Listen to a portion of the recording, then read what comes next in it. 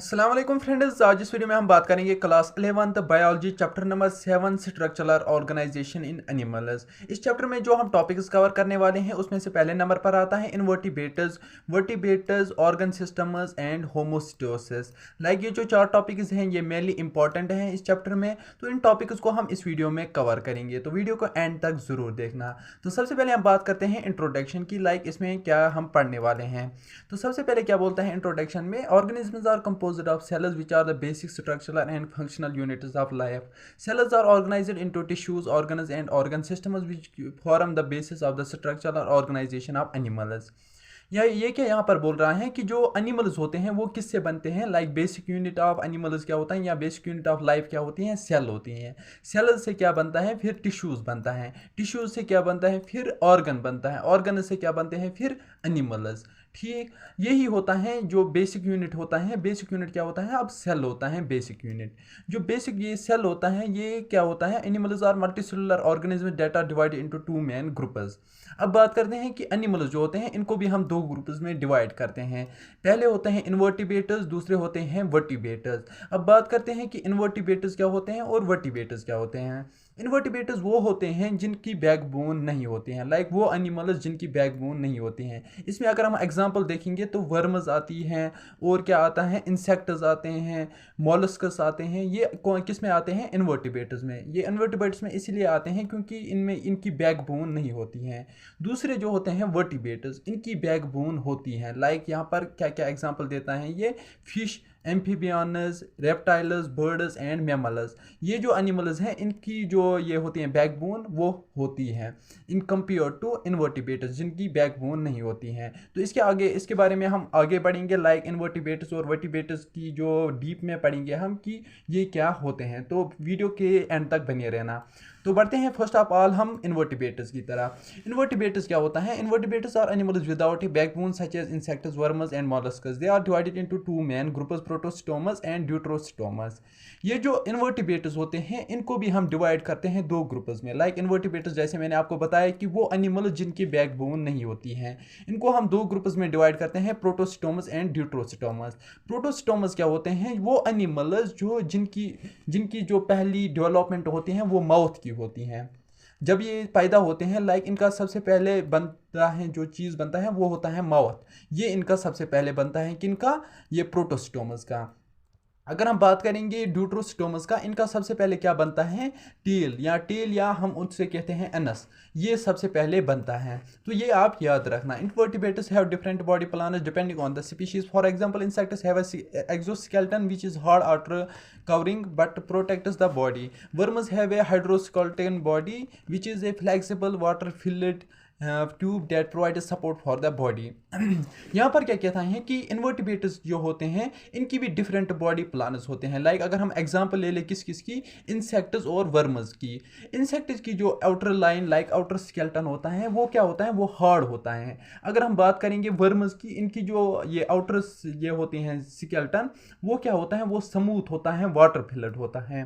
तो ये डिफरेंस है इनमें, लाइक ये डिफरेंट बॉडी प्लान है इनका, किसमें, इनवर्टिब्रेट्स में। अगर इंसेक्ट का देखेंगे उसमें भी ये होते हैं बैकबोन, वो भी नहीं होती हैं, और जो स्नेक होता है इसमें भी बैकबोन नहीं होती हैं। तो बढ़ते हैं सेकंड टॉपिक की तरफ जो कि हैं vertebrates. Vertebrates are animals with a backbone such as fish, amphibians, reptiles, birds and mammals. They are divided into two main groups, fish and tetrapods. जो वर्टिब्रेट्स होते हैं इनका जो बैकबोन होता है वो होता है, लाइक यहाँ पर अगर हम एग्जांपल देखें वो होता है fish, amphibians, reptiles, birds and mammals. ये जो एनिमल्स हैं इनकी बैकबोन है। ये भी जो वर्टिब्रेट्स हैं इसको भी हमने दो ग्रुप्स में डिवाइड किया है। लाइक सबसे पहले होता है फिश, दूसरे नंबर पर आता है tetrapods. Fish are aquatic animals that breathe through gills, while tetrapods are animals with four limbs. जो फिशेस होती हैं ये किससे ये करते हैं ब्रीथ, ये गिल्स से ब्रीथ करती हैं। लाइक इनके माउथ के सामने होते हैं, लाइक माउथ के पीछे थोड़ा सा होता है गिल्स, ये उनसे करती हैं ब्रीदिंग। लाइक अगर हम बात करें टेट्रापोड्स के, इनके चार लिम्ब्स होती हैं, लाइक उन्हीं से ये करते हैं, इसको क्या बोलते हैं, ब्रीदिंग।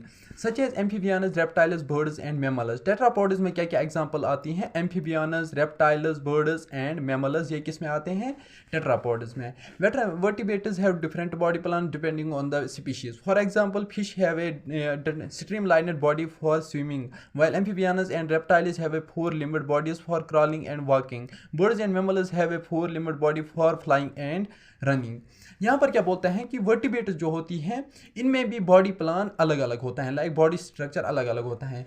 यहाँ पर अगर हम एग्जांपल देखें किस किस की, फिशेस और किसकी देखेंगे, रेप्टाइल्स की। ठीक, इनमें क्या डिफरेंस होता है, लाइक फिश जो होती हैं वो ऐसे होती हैं लॉन्ग शेपर्ड, ऐसे किस लिए वो होती हैं लॉन्ग शेपर्ड, क्योंकि उसे स्विमिंग करनी होती है, लाइक वो पानी में होती हैं तो उसे स्विमिंग करने में मदद होती हैं।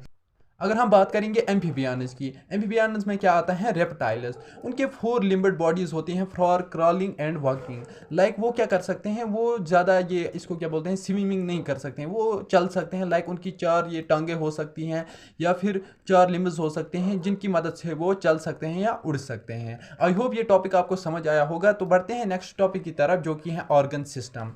Organ systems are groups of organs that work together to perform a specific function. Vertebrates have 5 main organ systems: the digestive system, the respiratory system, the circulatory system, the nervous system, and the reproductive system.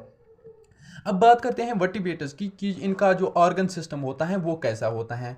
इनके organ system में जो parts होते हैं उसमें क्या क्या आता है, सबसे पहले इसका पार्ट्स में आता है रेस्पिरेटरी सिस्टम, दूसरा आता है डाइजेस्टिव सिस्टम, ठीक, तीसरा आता है सर्कुलेटरी सिस्टम और नर्वस सिस्टम, एंड लास्ट पे आता है रिप्रोडक्टिव सिस्टम। अब बात करते हैं कि डाइजेस्टिव सिस्टम क्या है। डाइजेस्टिव सिस्टम ये होता है लाइक अगर एक वर्टिब्रेट है तो वो कुछ गुज़ा खाता है, लाइक यहाँ पर अगर हम एक एग्जाम्पल देखें, यहाँ पर एक एनिमल है, ठीक, ये एक ऐसा है, ठीक, इसने यहाँ से गुज़ा खाया तो वो गुज़ा यहाँ से अंदर गया, ठीक। यहाँ पर क्या है, यहाँ पर एक डाइजेस्टिव सिस्टम है जो इस फूड को डाइजेस्ट करता है। दूसरा होता है रेस्पिरेटरी सिस्टम, लाइक जिससे ये ब्रीदिंग करता है। तीसरा होता है सर्कुलेटरी सिस्टम। सर्कुलेटरी सिस्टम का क्या मदद होता है, लाइक इसने कुछ गुज़ा खाया, उसमें न्यूट्रिएंट्स थे, वो निकले और वो किस में कन्वर्ट हो गए, लाइक खून में कन्वर्ट हो गए, तो वो खून एक जगह से दूसरी जगह जाता है, लाइक वो पूरे बॉडी में फैल जाता है। तो उससे क्या फ़ायदा होता है कि जो एनिमल होता है वो जिंदा रहता है। ये काम किसका होता है, सर्कुलेटरी सिस्टम का। चौथा होता है जो नर्वस सिस्टम। नर्वस सिस्टम से क्या होता है कि ये बॉडी को बताता है कि किस जगह क्या प्रॉब्लम है, किस जगह क्या नीड है, लाइक ये इसके लिए यूज़ होता है। And the reproductive system. Reproductive system इसलिए यूज़ होता है क्योंकि इनकी जो आबादी होते हैं वो बढ़ानी होती हैं, लाइक अपनी जो स्पीशीज़ होती हैं उनको ग्रो करना है, उसके लिए रिप्रोडक्टिव सिस्टम भी ज़रूरत आता है। ये इनका एक सिस्टम होता है, ठीक। द डाइजेस्टिव सिस्टम, लाइक ये आपने बताया कि ये मैंने आपको डिफाइन किया, तो आई होप ये आपको समझ आया होगा। तो बढ़ते हैं नेक्स्ट एंड लास्ट टॉपिक की तरफ जो कि होम्योस्टेसिस।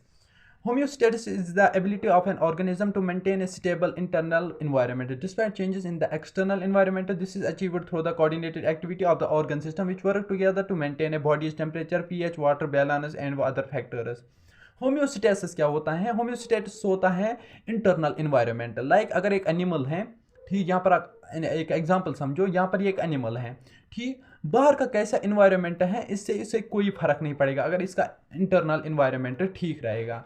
लाइक अगर इसमें देखेंगे इसका इंटरनल इन्वायरमेंट है तो वो क्या क्या इसकी मदद करता है, लाइक सबसे पहले वो क्या करता है, बॉडी टेम्परेचर को मेंटेन करते हैं। लाइक अगर बाहर है -4 डिग्री तो वो इस बॉडी में इसी तरह से कुछ एंजाइम्स प्रोड्यूस करेगा कि इसका जो बॉडी है वो -4 डिग्री को बर्दाश्त करे। लाइक ऐसे ही pH, वाटर बैलेंस, अगर इसमें ये बॉडी में वाटर कमी हो रही है तो वो इसमें ये होगा कि इसको प्यास लगेगी इस जानवर को, ये पानी पिएगा, फिर वो वाटर जो नीड है वो ख़त्म हो जाएगी।